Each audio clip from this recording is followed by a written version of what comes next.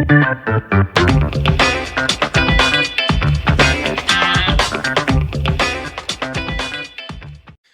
and welcome to another episode of the Real Estate Investing Club. I'm your host, Gabe Peterson, and this is the place investors go to gain actionable advice, learn about current market trends, and hear war stories from other professional investors out there in the field today. Before we get started, I have two quick housekeeping items for you. First, if you like this episode, we would very much appreciate a like, subscribe, and share. It is the best way to support the show and keep it running far into the future. Second, if you're a new investor looking to get started in real estate or an experienced investor looking to take your investing to the next level, I've created an ebook just for you that will cover how to find deals that are actually deals, how to finance those deals with little to no money down, and how to exit those deals for maximum value. On top of that, I throw in an insane amount of free bonuses that you'll have access to once you buy the ebook. All I charge is our admin costs to keep this show running. So if you're serious about real estate investing and want to create both active and passive income as an investor, head on over to the website at therealestateinvestingclub.com and click on the button that says get the ebook in the upper right-hand corner to grab yourself a copy. With that said, let's dive right in. Today we have a very special guest with us, ready to drop some investor knowledge on you. So buckle up, grab your pen and paper, and enjoy the ride. All right, we're back with another episode of the Real Estate Investing Club. Today we have Avery Carl with us. Avery is from the Short-Term Shop. She is a short-term rental expert, which is always a fun thing to talk about because, it's one of those assets that I've always been interested in doing. I've wanted to build a Hobbit home that I could rent out, and up here in Washington, I feel like that would crush it. So, Avery, thank you for hopping on. Yeah, thanks so much for having me. Absolutely. I told you before we got on here, we'd like to start with stories. I'm sure you got a good one. So why don't we dive into your beginning? How'd you get started in real estate? Yeah. So I accidentally ended up in real estate. I think like most real estate investors, I don't think anybody says, I want to be a real estate investor when I grow up. My husband and I were moving from New York City to Nashville. We don't live in Nashville anymore, but this is probably 2013. I was getting ready to go to grad school, and our real estate agent at the time, we were buying a house, said, oh, well, you need to buy in this hip part of Nashville. It's appreciating really fast. And like back in 2013, something appreciating $100,000 in 2 years was crazy, but little did we know, 2021 would be more than that. And so we were like, we're moving from Brooklyn to Tennessee. We don't think we want to live in town. We want to live out in the country. So we bought a place out in the country, but we had a little money left over, and we thought, well, maybe there's something to that. Maybe we'll buy one of those, we'll rent it out, and then in 10, 20, 30 years, we'll need to pay for like our kids' college or something. We can sell it and pay for their college out of the appreciation and not out of our pockets. And we thought we were like the biggest geniuses ever. Genius. Didn't even know. Didn't even know it was called real estate investing. We were super Dave Ramsey's at the time. And so we bought one, and it actually went really well. It cash flowed $1,000 over the mortgage every month. And nice. So when we realized like, oh, wow, we can actually make money off of this every month, we thought, oh, let's get some more of these. So then we actually started educating ourselves on the huge investment that we just made, listened to all the podcasts, read all the books and all that. And we had just a little bit of capital left for like one single family down payment. And we thought, well, what can we buy that's going to make us the most amount of money? So we landed on short-term rentals. We didn't want to do it in Nashville because their regulations were just constantly changing, and we didn't want to blow it. So we said, well, where can we go that it's the normal thing for people to go rent a house that somebody owns and not stay in a hotel? And we just come from vacation in the Smoky Mountains, and we said, oh, we stayed in a cabin. Everybody's staying in cabins. Somebody owns these cabins. Let's try this. So we bought one. Long story short, figured out how to manage it remotely from 3 hours away without having to bring in a property manager for 40% of your gross, and scaled that to 5 of them in the Smokies within a half. We started that, it was about 2016. So now in 2022, we have 205 doors. 8 of them are short-term rentals. The rest are multifamily and single-family long-terms. But for us, our strategy was, since the short-terms cash flow so much harder, we were like, well, we need to buy a few short-terms and use all that cash flow to then go grow our portfolio in whatever way we wanted. I think it was on our second short-term rental, I realized there weren't really any agents in the space who could even really answer our basic questions like, hey, how much did this property make? How do I find a cleaner? And so I got my license, bridged that gap, became that agent, started what would eventually become the short-term shop. So now we have 55 agents in 13 markets in 8 states. And we have helped investors acquire just about $1.3 billion in the past 12 months of short-term rentals. So that's in a nutshell. Wow, that is quite the story, all from a single purchase out there in Nashville. I love it. So cool. I mean, a lot of questions popped up for me. What were you going to grad school for, by the way? I went to get my MBA, had a focus in marketing, and I'm one of those people that just really likes school. So, Okay. yeah, Yeah, MBA. one of those. I was not one of those. I liked school, but I just didn't like homework. I thought that was kind of bullshit. But Yeah. it's funny you said Dave Ramsey. My parents really loved Ramsey. I always thought his Oh his my God. advice just didn't make sense. It's like you're just putting your money away, but like wait, it's not making anything. I don't know. Yeah. But it's cool. You got into the short-term game, and then you switched over to multifamily, and now you guys are doing everything. I love to see that kind of trajectory. So there's a lot of avenues we could take this. Short-term is something that I've never had experience in, but it is always interesting to me. You guys got into it because it sounds like that had the highest ROI, which seems like that is a similar theme that we've seen over the course of all the people we've had on the short-term game here on the podcast. So tell us what is, it's juicy. The ROI sounds great. What is the part that takes most investors away? And you mentioned management. What is it about management that you feel most people don't do right that can be easily remedied?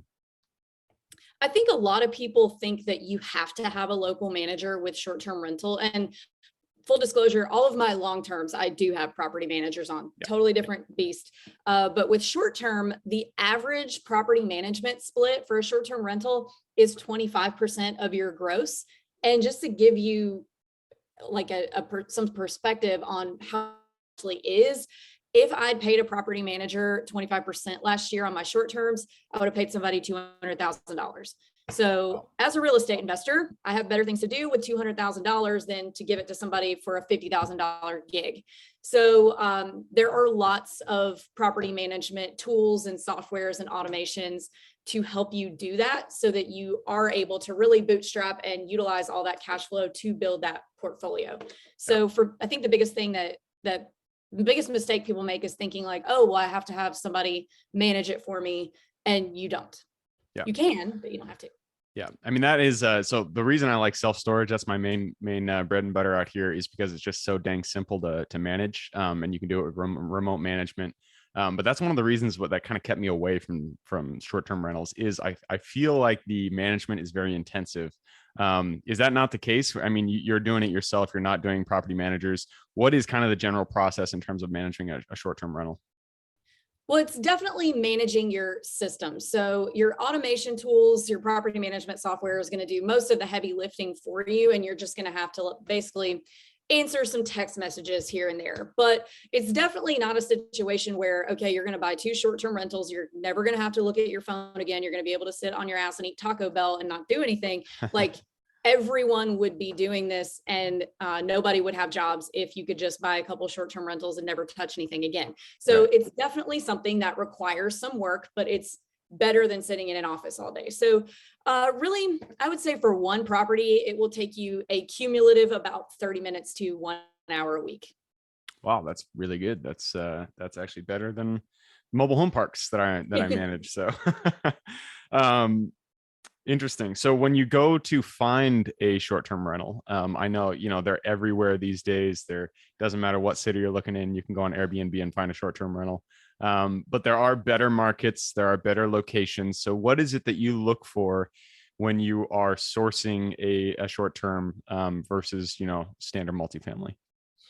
I look for a mature vacation rental market. So an area like the Smokies or like Myrtle Beach or Destin, Florida, where it's the normal thing for people who are going on vacation to the area to stay in short-term rentals, and it has been forever. So not a situation like I'll go back to pick on Nashville, where up until 2012, 13, probably, everybody who came to Nashville was staying in a hotel. And then short-term rental investing came along, and now there's a lot of friction between the hotels and city councils and people who live there as a primary home and the short-term rental owners. So I don't want to mess with all that. So I stick to the areas where it's been the normal thing for people to rent condos, beach houses, cabins on an overnight basis since forever. Like in Destin, where I live, there have been vacation rentals longer than there's been electricity. So I like that because those areas have more favorable regulations, but B, because a lot of people are like, well, what's going to happen in a recession? Well, all these areas that have been around as short-term rental markets for so long, these are areas that have been through every recession, that have been through every natural disaster, probably several times, and there's still millions and millions of tourists coming. So these are really, really established. It's not likely that anything's really going to change in terms of the volume of tourists that come to the area. So that's what I stick to. That makes sense. That's funny. There's a small town here in Washington called Leavenworth, and that is it's German themed, and so the entire town, at some point in the 50s, 60s, they turned over to be a Germanic town. It's all themed and everything. But once Airbnbs came around, they prohibited people from buying short-term rentals. You can't rent out a house anymore, which is really a bummer, because I always wanted to buy a house out in Leavenworth and rent it. But you're talking about, different cities have regulations, so you really got to be wary of that. Do you have any tools or anything that you use to identify maybe a metro that's favorable to short-term rentals, or is it just basically you're talking to people, figure out, hey, Boca Raton, this is a good place, or anything like that?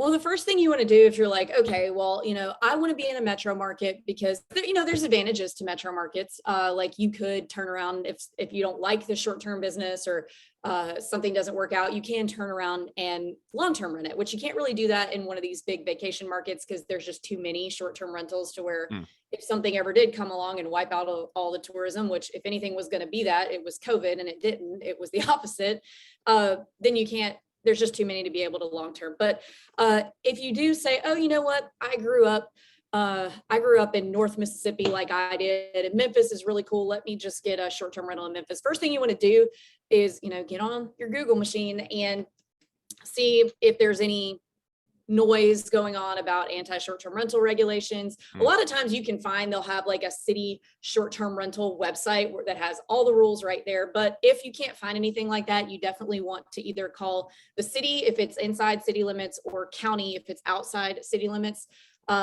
Typically it'll be like the zoning, planning, building department, words like that, and just ask and find out, because the worst thing that could happen is you assume that it's okay because you didn't find anything, and then you buy something and it turns out it's not. So yep, makes sense. Always call directly.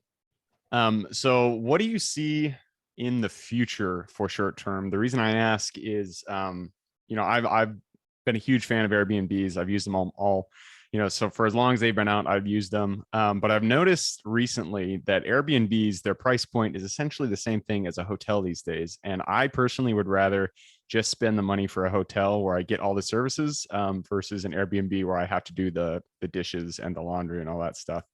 So what do you see in terms of the future of short-term rentals? Do you see it, this tear that it's on? Do you see it continuing, or do you see it kind of taking a retraction? Where do you see it in the future? I think that where it may retract is in those metro markets where you have those hotel options, and the hotels that are now like working on competing with short-term rentals, whereas they didn't have that competition before. So that's again why I stick to the vacation markets where there's not really any hotels. People have always come to these markets to stay in cabins or beach houses. So I just like to choose markets where I'm not going to run into that friction. So areas where there are a lot of great hotel options, like you're right, if I'm going to New York City, I'm booking the Plaza. I'm probably not booking an Airbnb, but if I'm going to like Jackson Hole, I'm probably going to want to stay in like a cabin and because that's probably going to be like a bigger vacation with extended family and things like that. Yep, that's a good point. It's two different purposes. The Airbnbs are usually for large groups. I didn't even think about that. Awesome. So short-term rentals, that's only part of your game. You also do multifamily. Take us a little bit into multifamily. What do you do? Where is it? What's your guys' bread and butter there? So we have, I call them our three machines that are running all the time. So we're still buying short terms here and there. Like we bought our most recent one end of last year in Cape San Blas, Florida. And we have our single family machine rolling in Alabama and Birmingham. And we can just pick off, $120,000 single families that'll cash flow $500-600 a month, like without noticing it. And then for multi, we stick to Midwestern cities. Because typically they don't fluctuate as much in terms of appreciation. And then, having some kind of a drop in a recession, they kind of just stay decently steady. So we've got between, I think our biggest one is a 50 unit. So we've got between 12 and 50 units, buildings. I want to say we got about 7. And that's been going really well for us. We just kind of got into multi because we're like, man, we're closing like 10 of these single families at a time. Why don't we just buy an apartment building? Yeah. And so it's a lot easier when you scale up with multifamily because it's all in one space. I started with single, but I quickly moved on from that because, man, that's a lot of work. No offense to the single family guys out there. And it sounds like you guys are crushing it in single too. So that's great. Yeah, as long as you have your systems in place. But I don't recommend doing what we're doing. I recommend picking one thing and focusing on it and then pivoting when you're ready. Don't try to do too many things at once. So do as I say, not as I do. Age old wisdom right there. All right. I just took a pick at the clock. We did go through our time, so I have to push us into the quick question round. Are you ready? Yeah. All right. Starts with books or any form of education. So give me 2 recommendations, one for general life wisdom and one for real estate specific. I see you have 1,000 books behind you, so I'm sure you got a good one here. General wisdom, I really like The Alchemist by Coelho. I don't really know how to pronounce it. I can spell it for you. Yeah. And then also I am working on, this is not real estate specific, but kind of mindset specific, extreme ownership. That's a good one. And then, my book is a good real estate book, short-term rental, long-term wealth. So I'll say that, but Extreme Ownership by Jocko Willink, really good one. And then, I think that's it. It's 3, right? Alchemist, Too many. Yeah, that's good. Now, Alchemist, that is one of my all-time favorite books. It's just such a good read. Definitely a good recommendation. All right, that moves us on to the next question. This one is for your younger self. So if you could go back to the Avery who was, in grad school, hadn't even bought a property yet, go back to her, look in the eye, give her one piece of advice moving forward.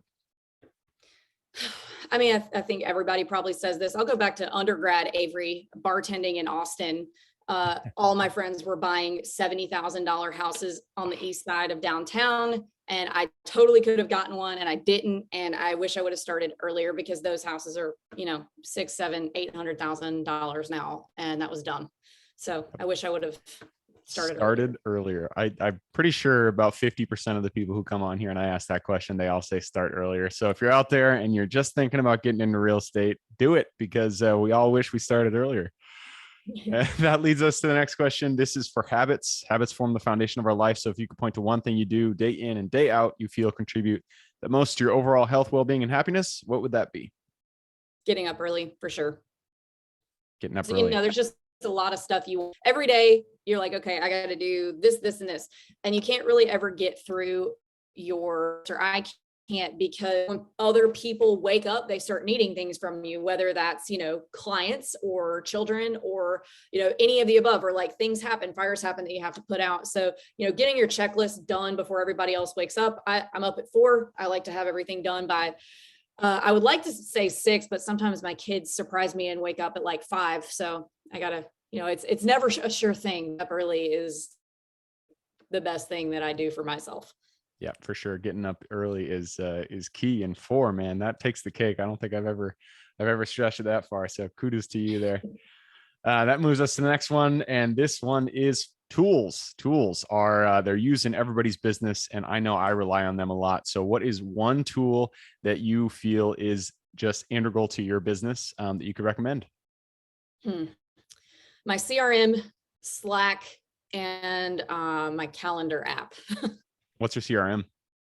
So my CRM is HubSpot. So I had to go big because we have so many offices, but there's a lot more affordable options for real estate specific, like Follow Up Boss is a good one. Mm-hmm. But being able to keep everything in one place and remembering who you talk to and making notes about what the last thing that was said, so you know when to follow up, and just having everybody in your database in one place.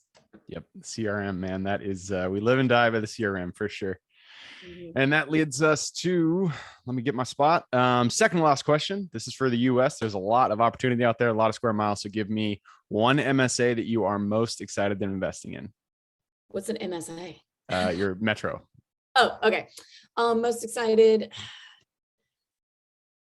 Well, Birmingham's been pretty good to us. So let's say that. I grew up in the Southeast, so there's a lot of like medium-sized cities that I'll probably pivot to that I'm familiar with if things, dry up in one city. Like we were in Chattanooga forever and deals just kind of dried up there. So we scooted down to Birmingham. But yeah, I'm gonna say Birmingham. Cool. I've actually heard really good things about Birmingham in terms of like appreciation and population growth and all that stuff. So you heard it here, guys. Get into Birmingham. That's the next big one. And that leads us to the last question. This is for the listeners. You've given us a lot of good advice. So why don't you give everybody listening and watching the best place for them to get in contact with you? You can get in contact with us at theshorttermshop.com. Click the schedule a consultation button or follow us on Instagram at theshorttermshop. Perfect. Shorttermshop.com. I'll put that in the show notes. So if y'all want to reach out to Avery, just go ahead and click a little more in the description. It'll pull down the full description. In there, you can find Avery's URL.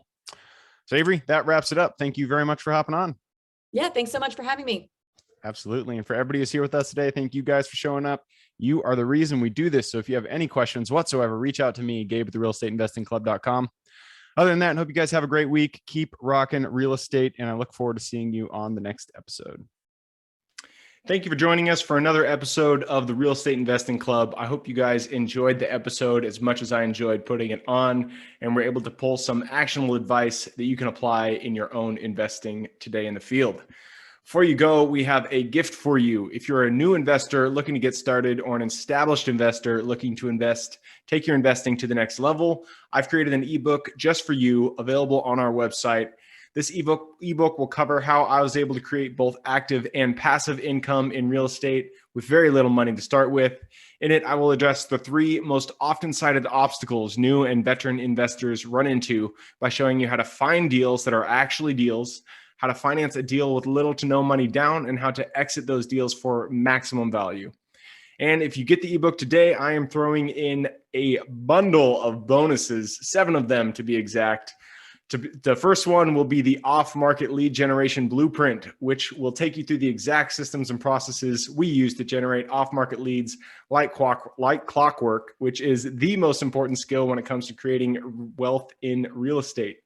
The second bonus is the A to Z REI systems and vendors guide, which will allow you to peek under the hood of our business and see the exact tools, systems, and even the vendors we use to see the success that we do. And the third bonus is the top 100 best performing keywords pack, which will give you the exact keywords we use to target motivated sellers online using PPC ads.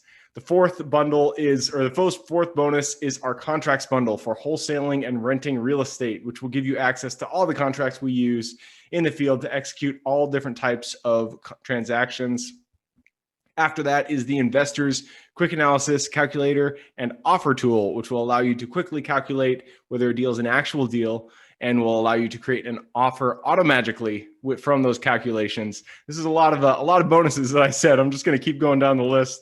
Number 6 is the Investors Daily Success Tracker, which is a tracker you can use to ensure you are taking the right actions day in and day out to reach your financial goals in real estate. And the last bonus is the Wholesalers Template for Quick Assignment Cash, which will give you the templates we use to present our wholesale deals professionally and efficiently to our buyers.